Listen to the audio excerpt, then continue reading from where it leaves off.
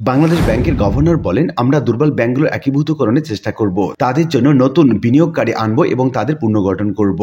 দক্ষিণ এশিয়ার এই দেশে এখনও ব্যাংক বন্ধ করার জন্য কোনো আইন নেই। মনসুর বলেন, কেন্দ্রীয় ব্যাংক ৬টি ব্যাংকের সম্পদ গুণগত মান পর্যালোচনা করছে এবং শীঘ্রই অন্যান্য ব্যাংকের জন্য একই প্রক্রিয়া শুরু করবে। এরপর আমরা ব্যাংক রেজুলেশনস অ্যাক্ট অনুযায়ী ব্যাংকিং খাত পুনর্গঠনে পদক্ষেপ নেব। বাংলাদেশের সকল ব্যাংকের সকল গ্রাহকদের জন্য ৩টি সুখবর দিল সরকার। প্রথম সুখবরটি হচ্ছে রেমিটেন্সের সুবাতাস ভাঙতে পারে নতুন রেকর্ড, অর্থাৎ ব্যাংকগুলোতে যে পরিমাণ রেমিটেন্স আসা শুরু করেছে এটি এবার বাংলাদেশের যে কোনো মাসের রেকর্ডকে ছাড়িয়ে যাবে। আর দ্বিতীয় সুখবরটি হচ্ছে দেশের ব্যাংক খাতের মূলধন কাঠামোকে শক্তিশালী করতে শেয়ারের বিপরীতে লভ্যাংশ নীতিমালায় বেশ কিছু কড়াকড়ি আরোপ করেছে কেন্দ্রীয় ব্যাংক। নতুন নীতিমালায় যেসব ব্যাংকের খেলাপি ঋণের পরিমাণ 10% তারা দিতে পারবে না লভ্যাংশ। আর তৃতীয় সুখবরটি হচ্ছে খেলাপি ঋণ নিয়ন্ত্রণে কঠোর হচ্ছে বাংলাদেশ, অর্থাৎ খেলাপি ঋণ নিয়ন্ত্রণ করার জন্য বিভিন্ন রকম পদক্ষেপ নেওয়া হচ্ছে। আর এই কারণে যে সকল ব্যাংক খেলাপি ঋণের কারণে জর্জরিত হয়ে আছে এই ব্যাংকগুলো ঘুরে দাঁড়াবে অতি শীঘ্রই। কি বলা হচ্ছে মূলত এই সংবাদ প্রতিবেদনগুলোতে, কি বলছেন সরকার আর কি বলা হচ্ছে গ্রাহকদের পক্ষ থেকে, এই সংক্রান্ত বিস্তারিত তথ্য জানাবো আজকের ভিডিওতে। প্রিয় ভিউয়ার্স, আজকে নতুন ভিডিওতে সবাইকে স্বাগত জানাচ্ছি। আপনি যদি আমার চ্যানেলে নতুন হয়ে থাকেন তাহলে এরকম গুরুত্বপূর্ণ ভিডিওর আপডেট পেতে চ্যানেলটি সাবস্ক্রাইব করে রাখুন। ভালো লাগলে লাইক কমেন্ট করুন আর সম্পূর্ণ ধারণা পেতে পুরো ভিডিওটি না টেনে দেখুন। তাহলে শুরু করা যাক। চলতি মাসের প্রথম 15 দিনে দেশে এসেছে 165 কোটি 61 লাখ মার্কিন ডলার রেমিটেন্স। দেশীয় মুদ্রায় প্রতি ডলার 122 টাকা হিসাবে, যার পরিমাণ 20,204 কোটি 42 লাখ টাকা। এই হিসাবে প্রতিদিন গড়ে দেশে এসেছে 11 কোটি 4 লাখ ডলার রেমিটেন্স। বাংলাদেশ ব্যাংকের হালনাগাদ প্রতিবেদন থেকে এই তথ্য জানা গেছে। এতে বলা হয়, মার্চের প্রথম 15 দিনে দেশে এসেছে 165 কোটি 61 লাখ মার্কিন ডলার রেমিটেন্স। আর গত ফেব্রুয়ারি এবং জানুয়ারি একই সময়ে প্রবাসী আয় এসেছিল যথাক্রমে 131 কোটি 22 লাখ ডলার এবং 100 কোটি 50 লাখ ডলার। এই হিসাবে মার্চে বেড়েছে রেমিটেন্সের প্রবাহ। সংশ্লিষ্টরা বলছেন, ঈদকে সামনে রেখে দেশে স্বজনদের কাছে বিপুল পরিমাণ অর্থ পাঠাচ্ছেন প্রবাসীরা। এতে বাড়ছে প্রবাসী আয়ের প্রবাহ। এই ধারা অব্যাহত থাকলে চলতি মাসে রেকর্ড পরিমাণ রেমিটেন্স দেশে আসতে পারে। দেশের ব্যাংক খাতের মূলধন কাঠামোকে শক্তিশালী করতে শেয়ারের বিপরীতে লভ্যাংশ নীতিমালায় বেশ কিছু কড়াকড়ি আরোপ করেছে কেন্দ্রীয় ব্যাংক। নতুন নীতিমালায় যেসব ব্যাংকের খেলাপি ঋণের পরিমাণ 10% তারা দিতে পারবে না লভ্যাংশ। এই নিষেধাজ্ঞার আওতায় আসতে পারে 23টি ব্যাংক। বাংলাদেশ ব্যাংকের হালনাগাদ তথ্য বলছে, 2024 ডিসেম্বর শেষে ব্যাংকিং খাতে খেলাপি ঋণের অনুপাত 20% বেশি। নতুন নীতিমালা 2025 সালের লভ্যাংশ প্রদানের ক্ষেত্রে কার্যকর হবে। ব্যাংক ব্যবস্থায় বিপুল খেলাপি ঋণ আর মূলধন ঘাটতি নিয়ে অনেক বছর ধরেই আলোচনা সমালোচনা চলছে।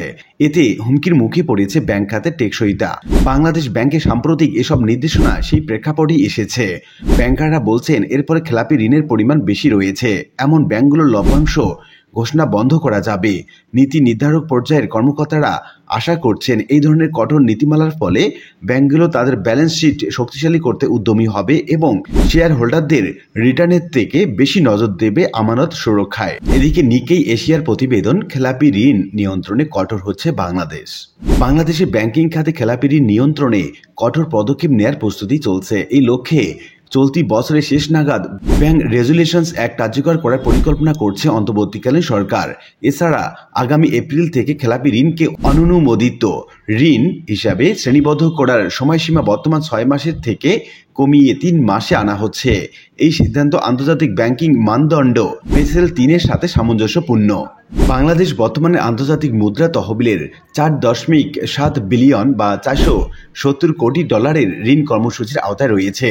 এই কর্মসূচি শর্তানুযায়ী ব্যাংকগুলোর আর্থিক স্বাস্থ্য সুরক্ষিত করতে এবং দেশের অর্থনীতি স্থিতিশীল করতে খেলাপি ঋণ উল্লেখযোগ্য হারে কমাতে হবে। গত বছর কিছু ব্যাংকের আর্থিক অবস্থার অবনতি ঘটায় সেগুলোকে একীভূত করার পদক্ষেপ নিয়েছিল কেন্দ্রীয় ব্যাংক। বেশ কয়েকটি সংগ্রামরত ব্যাংক শক্তিশালী প্রতিষ্ঠানের সাথে একীভূত হওয়ার চুক্তি করেছিল।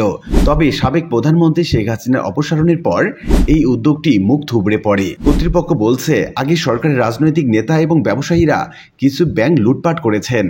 বাংলাদেশের নতুন নেতৃত্ব এখন ব্যাংকগুলোর জন্য সহায়তা দিচ্ছে, তবে কর্তৃপক্ষ মনে করে যে সংগ্রামরত ব্যাংকগুলো টিকে থাকার জন্য একীভূত হওয়া প্রয়োজন। একীভূত প্রক্রিয়া সহজ করতে ঢাকা ব্যাংক রেজুলেশনস অ্যাক্ট প্রস্তুত করছে, যা আনুষ্ঠানিক ব্যাংক রেজুলেশনস অধ্যাদেশ নামে পরিচিত।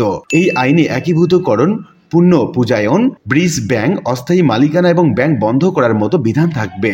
ব্যাংক খাতকে আরও এগিয়ে নেওয়ার জন্য আরেকটি প্রতিবেদনে বলা হচ্ছে, টাকা ছাপিয়ে দুই ব্যাংকে আরও 2,500 কোটি টাকা ধার দেবে বাংলাদেশ ব্যাংক। ক্ষমতাচ্যুত আওয়ামী লীগ সরকারের প্রধানমন্ত্রী শেখ হাসিনার ঘনিষ্ঠ S Alam group first security ইসলামী ব্যাংক এবং সোশ্যাল ইসলামী ব্যাংক লুট করেছিল। এর মধ্যে ফার্স্ট সিকিউরিটি ইসলামী ব্যাংকের চেয়ারম্যান ছিলেন মোহাম্মদ সাইফুল আলম এস আলম, আর সোশ্যাল ইসলামী ব্যাংকের চেয়ারম্যান ছিলেন তার জামাই বেলাল আহমেদ। সরকার পতনের পর ব্যাংক দুটির আমানতকারীরা টাকা তুলতে সমস্যায় পড়েন। এমন পরিস্থিতিতে এই দুইটি ব্যাংকে আবারও টাকা ধার দিচ্ছে বাংলাদেশ ব্যাংক।